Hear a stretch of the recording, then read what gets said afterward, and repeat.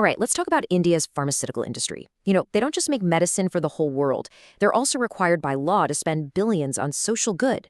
But here's the big question. Is that money actually creating the biggest possible impact? Let's dig in.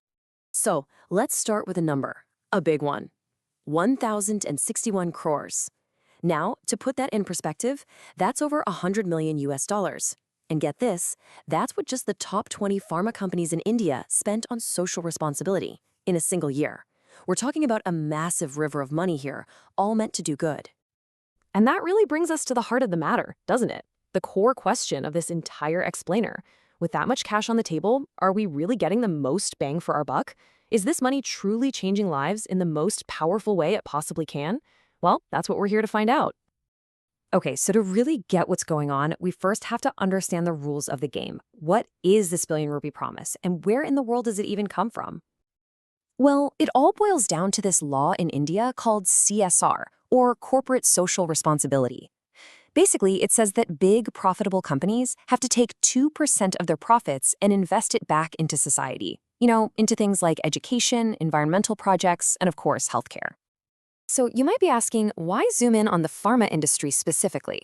Well, it's because India is often called the pharmacy of the world. I mean, think about it. They supply medicines all over the globe.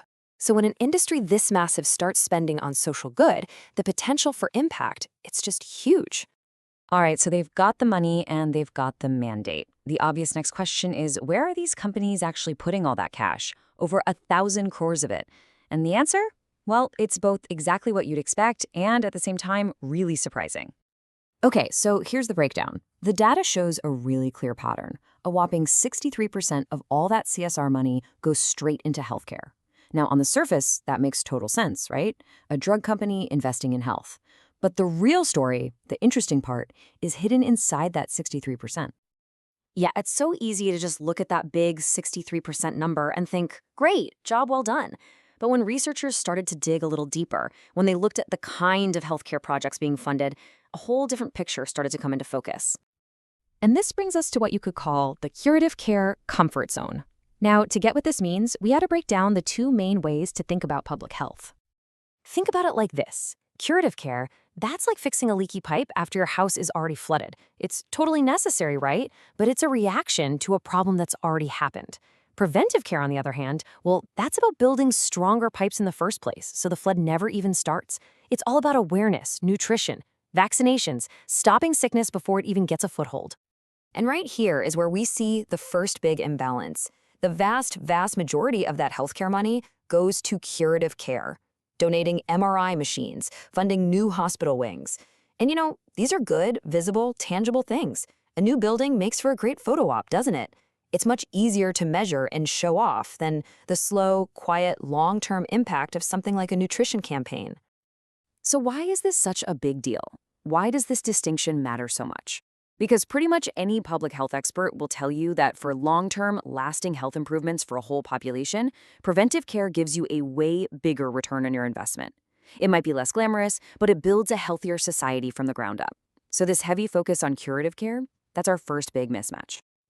But listen, the what is only half the story. The analysis uncovered another huge mismatch when it looked at where this money was being spent.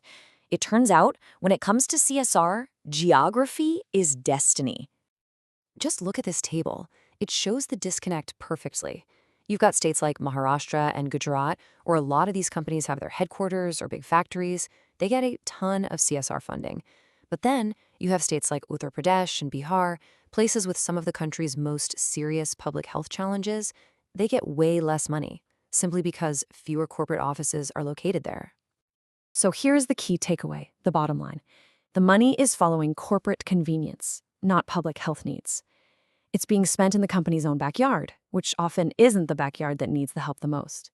And that is the second big mismatch. Okay, so we've got two big mismatches. A focus on cure instead of prevention, and a focus on corporate location instead of public need. But, just pointing out problems is the easy part. What's the path forward? What's the big opportunity here? This is where things get really exciting. What if this industry, with all its incredible scientific brainpower and resources, just shifted its focus a little? What if they went beyond just writing checks for hospital equipment and started tackling the health issues that often get left in the shadows? I mean, just imagine the impact. What if they launched dedicated programs for mental health, a massively underserved area? Or started building real support systems for patients with rare diseases who are so often forgotten? Or what about creating robust palliative care systems?